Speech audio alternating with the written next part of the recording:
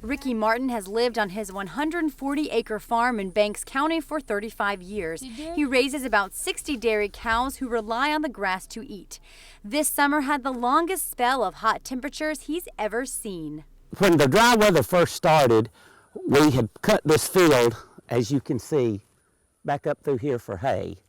And then we had that extended hot, dry spell, and the grass just didn't come back. You can look and see that all we had to come back was just natural crabgrass. Martin plans for dry weather and doesn't keep more cows than he can feed in bad conditions. Still, he plans to conserve water as much as possible.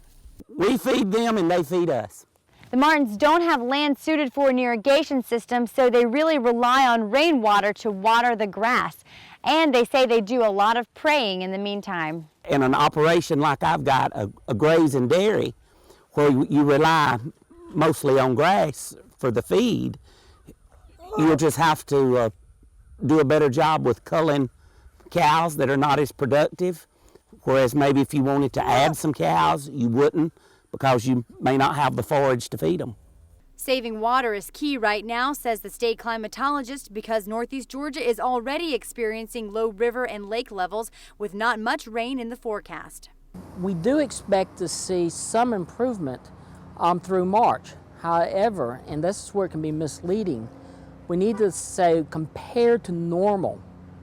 And that is our concern. We're just not going to see the improvement that we expect to normally see. Martin has had to buy supplemental food to keep his cows fed through the winter. In Banks County, Rachel Garrett, WNEG News, Northeast Georgia.